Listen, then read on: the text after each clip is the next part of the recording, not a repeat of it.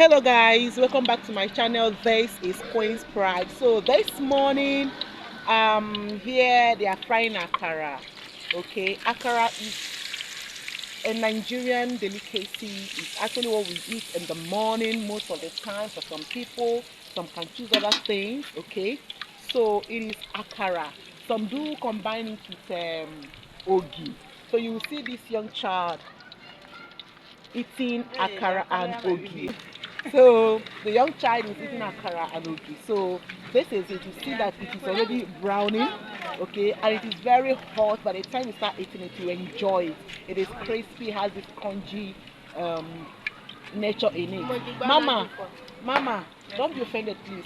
You after grinding, right? Then you can wash it. Okay. Onions and pepper. Onion, pepper. After that, you soak it so that you'll be able to smooth on the machine. On the machine, okay. Then before you, after grinding. After grinding it, you have to be very careful because anything mistake, you can be hearing stone or sand. Any mistake, stone or So sand you will have to enter. be very neat about the akara. Very clean. Of course, your environment is clean. All right. Yeah, Thank you. Thank you so much. God bless you. All right. So this is Qinspride. I'm right here in Lagos State, on the streets of Lagos.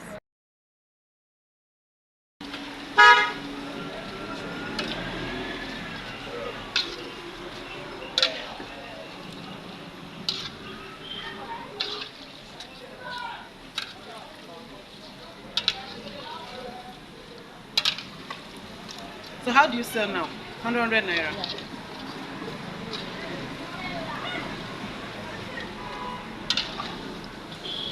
So it's done now. Yeah. Like how many minutes do you, if you fry it now, how many minutes will you stay before you know that okay, this is the time for me to bring it out? Before 6 minutes. 6 minutes? Okay, it's okay.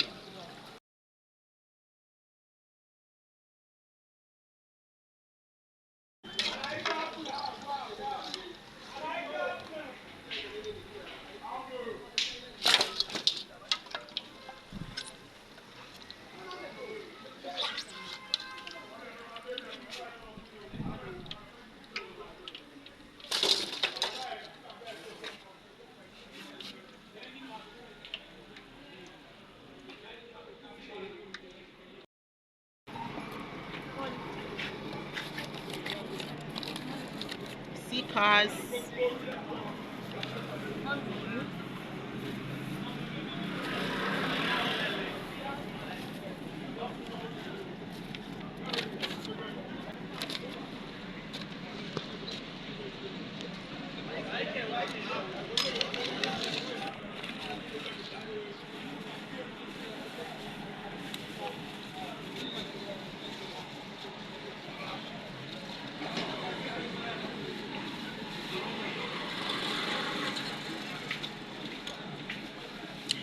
This is Qinspride.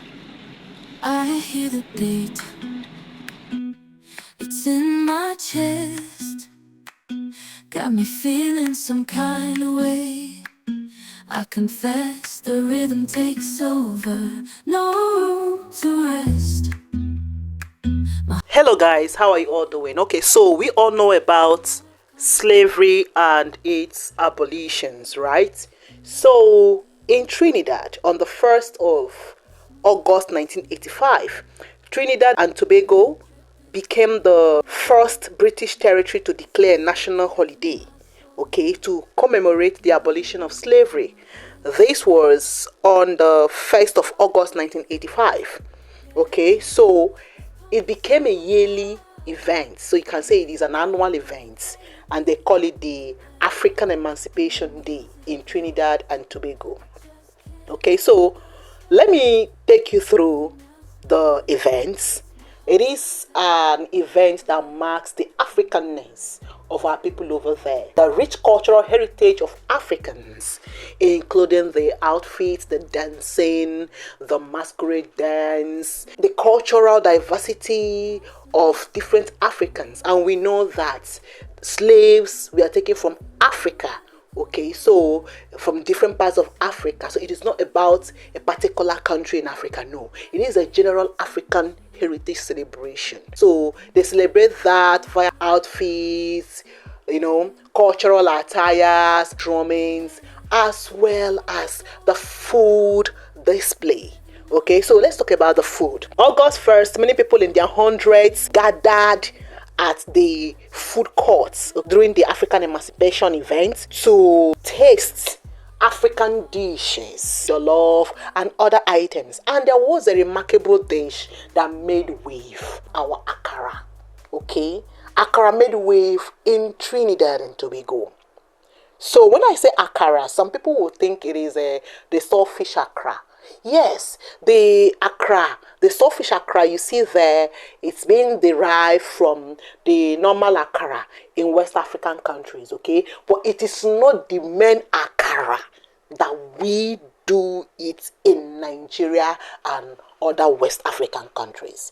Okay, so Akara is a famous food. If you look at it, they tend to look alike in terms of the appearance a little bit. It's just that this has a lot of things added, but Akara is specific and Akara is special. Okay, it is something that we value here in Africa, and it has a special way of preparation. Akara is a famous food in West Africa that primarily originated from Nigeria. Okay, there's been a debate on where it originated from in Nigeria. Some said Yoruba, some say Hausa, some say a lot of other places. Okay, so I don't know. Let me know where exactly you think Akara originated from. However, for me, I know that Akara is Akara. Okay, and Akara is a Yoruba word. Okay, yeah, for Akara, for pastries. Okay, so yes, so Akara is a Nigerian delicacy, irrespective of the particular place in Nigeria that it originated from. It is a Nigerian delicacy. You can make you hurry to do your house chores and quickly as a young person so that you can go and buy one. So it is a breakfast meal. Some do eat it as dinner, depending on how they want to eat it or what they want to eat it with. Okay, so during the olden days, maybe when I was little, I do know that older women tend to be the ones to fry Akara in Igbo land and in Yoruba land. Okay, recently, both the old, the young, and the middle-aged people do fry Akara. Okay, so Akara is being eaten in different parts of West Africa, not just in Nigeria. They eat Akara in Ghana. Those of you in northern Ghana, you know the Kose and Cocoa. Then we have Akara in Sierra Leone, Gambia, in many places in West Africa. However, the African Akara we are talking about is made up of what? Beans. The Nigerian Akara is very simple, but not that simple to prepare. Akara is something that you will enjoy. Okay, so it is simple but not that simple to prepare, especially the washing of the beans part for me, and also requires skill so that the akara won't be flat when you fry it. Some do not know the quantity of groundnut oil to add and the rest of them. Imagine sitting down on the bench or on the floor of your house with hot akara, akamu. I'm talking about ogi. Those of us that know ogi or akamu, okay? So some people may not know what akamu is. It is pap, which is derived from corn. Dry corn. You soak the corn for some days, depending, and then you grind, you sieve. You can go online and find out how they prepare pap. We call it akamu or ogi. That's the indigenous name here in Nigeria. Okay, so imagine you with your akara, hot akara, your bread, and your pap, your ogi, your akamu with milk and sugar. Chai. Once you are done with it, you can't stand because you feel sleepy.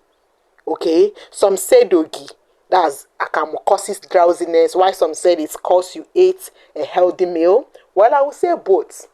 Okay, so yeah, you can also try akara and bread separate with mineral or something like that. Oh my god, you will enjoy it.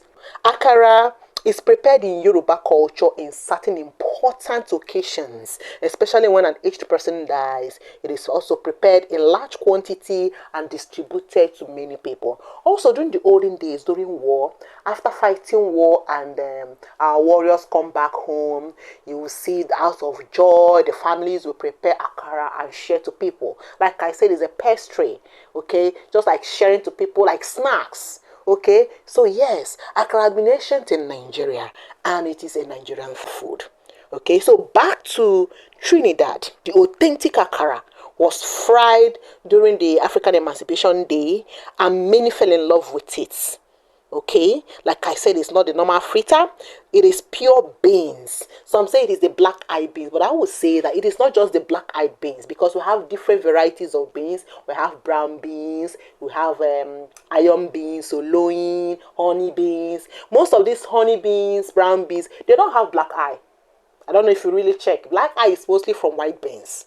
Okay, those of them, they also have brown eye. So hello guys, this is Qinspride. So like I told us earlier concerning Akara, I'm here again. So this is Akarama. Yes, Can you explain to me? Yeah, this is grinded beans. Okay, this is grinded beans. Yes. Okay. Now I want to mix it. Okay, so you mix it before you start frying. Yes, I will mix it. Okay. So I'm mixing it like this. Mm-hmm. I will put, this is ground pepper and onions. I'll mix it together. Okay. You add salt. Yeah. Your hands are very clean. Yeah. So you normally wash your hands very well. Yes. With yes. salt. Yeah. After turning it, then I will add a little water so that it will not be more thicker. Can you add a little water? Yes. So you are going to add water? Yes, I'm going to add water. Okay. All right. I will now mix it together. Okay. So that everything is going to run. Okay. So you want to get a particular consistency. Yes. Yeah. And I think this is one of the problems people normally have when they want to fry akara. Okay, some of them don't really know. I think this requires skill, right? Yeah. So that by the time you are done, because I normally taste your akara, it's nice and it's crispy. Or I say crispy or crunchy? It's very nice. Yeah. Okay. So you are turning it now. Yes, as I'm turning it, I'm going to test it to know that whether the salt and everything is okay. Okay, whether it is okay, whether it is the salt is enough. Yeah. Okay. Yeah. Okay. The salt is salt and the pepper and onions, everything is okay. Properly blended. Yes. Okay. So the next thing I'm going to put it on fire. So you are going to start frying now. Yes. All right, guys. So this is the grinded beans. Honestly speaking, this is so clean. So this is the grinded beans. So she starts mixing here. This is where she adds the things that she wants to add. First is the fire.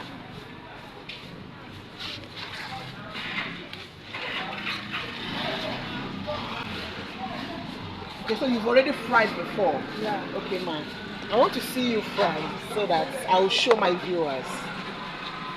So akara is beans. Do you normally mix anything? No. Just pure beans. Yes, pure beans. Okay, what kind of beans do you use? Can we olotu? Olotu. We normally call it olotu. Olotu Because beans. there are many types of beans in the market. Mama, please repeat what you said. I said there are many beans in the market. There are many species of beans in the market. That they want to use to do akara is olotu.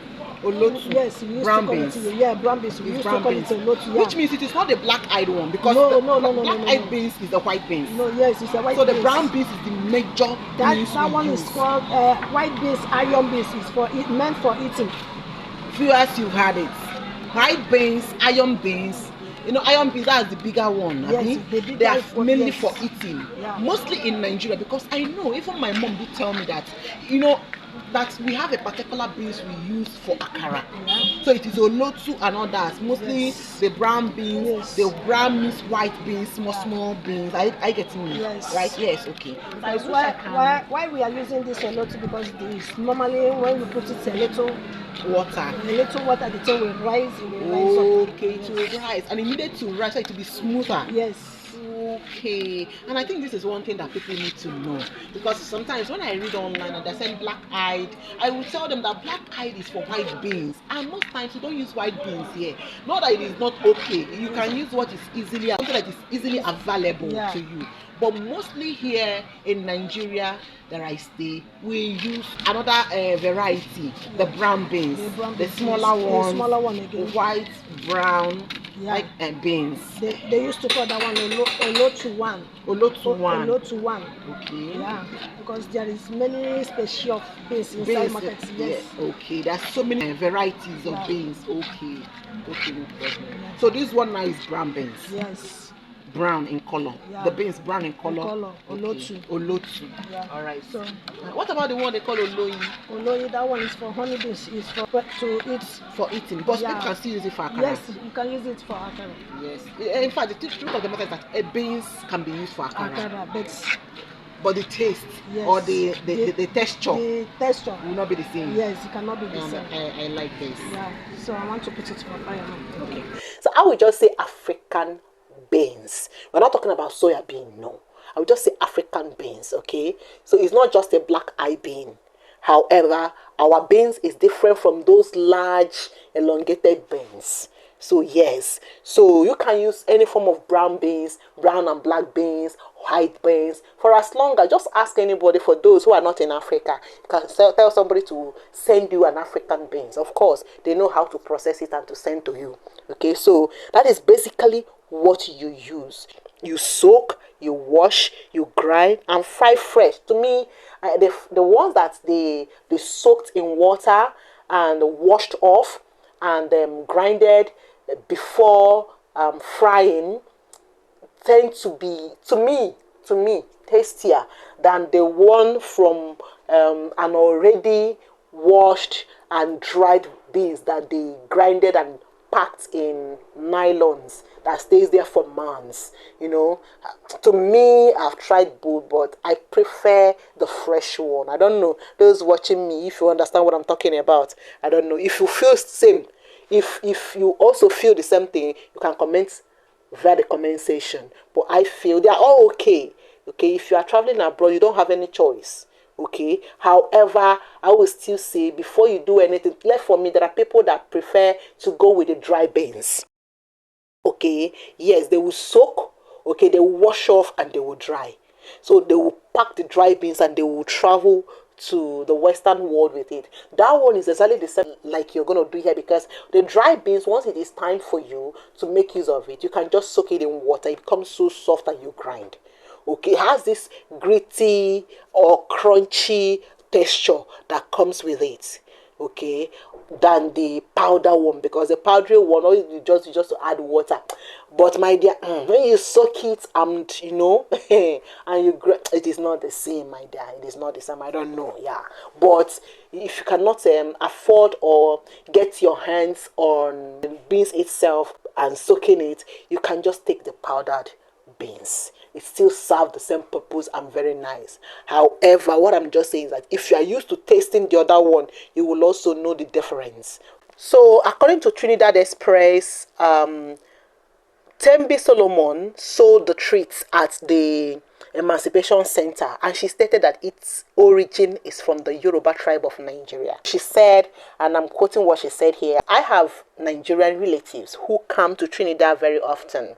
Okay, I look forward to them coming because for the most part I love Nigerian food, and my uncle's aunt is a very good cook. Okay, Akara really means bean cake and it's pastry in Yoruba. Yeah, so another thing I want us to talk about is the originality of the whole thing. Okay, so when I said authentic Akara, and it is good that they went there to showcase it, and again she went further to educate people on how Akara is being prepared, which is very good, and they were really keen to learn. Now I tell people it's always good when you want to prepare dishes, stick to the original version of it. And most of the times we tend to lose our heritage and our culture when we tend to add some things to the original things. We tend to change the originality. Okay, there are people that when they want to fry akara, they'll start adding a lot of things into it. It is no longer akara, and that is why over time, when you go out there and teach others, they'll start adding theirs. It becomes another thing entirely. But when you stick to the originality, you tend to maintain our food and preserve our culture. I'm going to give an example. There is a food called okpa. Most people that are not Nigerians may not know what I'm talking about, but Nigerians, you know what I'm talking about when I say okpa. So okpa is made from the beans. It's a giant beans, okay? It is called bambara nuts. Those of us that know about okpa knows that okpa is mostly from the southeastern part of Nigeria. These are the people that cook okpa. And if you go to southeastern part of Nigeria, the people known for okpa are the people from Enugu State. Okay, I don't really know where exactly in Igbo land that it originated from, but we know that in Igbo land there are people known for cooking okpa. So if you go to the southeastern part of the country, okpa is cooked in almost all states. However, there are still people that own the okpa, that are the champions of the okpa. I don't know if you understand what I'm talking about. So, and they are the Enugu people. Now, when you want to cook okpa requires only 3 ingredients: water, palm oil, and salt. Then later on, some people felt that maybe they just needed something spicy, a little bit. So they will add pepper, the grinded pepper, just to give it that, minty flavor. Okpa is cooked with palm oil, salt, and water. So adding pepper is just a side thing you just want to do, which most people don't. However, you will be surprised. See, being a chef is all about creativity. You can create yours from the scratch. But if you want to cook a particular food that already has a name, stick to it. Stick to the originality. But if you want another one, create your own from the beginning. Now, for somebody to cook okpa and you are adding crayfish, you add the maggi. Some even go as far as trying to add fish inside the okpa. Sweetheart, you can also add egg if you want to. But just know that you're no longer cooking okpa. You are cooking kpakpamkpa. Yes. Okay? So, things like that. It's just like ogi, akamu, that we all know is just your sugar and milk. For those that have the money. Then you will see some people that will add sugar, they will add milk. You will not add strawberry. It is no longer the akamu and ogi that you are drinking now. If you are preparing something original, stick to the original version of it, so that people learning will learn the original version of it. Don't cook and tell people this is how to prepare okpa. Because somebody who doesn't know will stick to your own new method and will start circulating that method, and they will take it to the other parts of the world, to the Western world, and people will start cooking the fake version of the original and think it is the original. And with time, before you know it, as time progresses, we will tend to lose our originality and the cultural value, the essence of cultural preservation. And that is why it is as if yearly there is always an annual festival in some cities in Nigeria or in some villages in Nigeria. Some stick to biannual. Even in some countries, they tend to remember certain things. Why? Because they want to maintain the cultural heritage. They want to maintain our food. There are certain food in other African countries that if you go to, sometimes we also cook them in this part of the world, but by the time you go to their place, you will find the original version of it. I'm going to give us an example.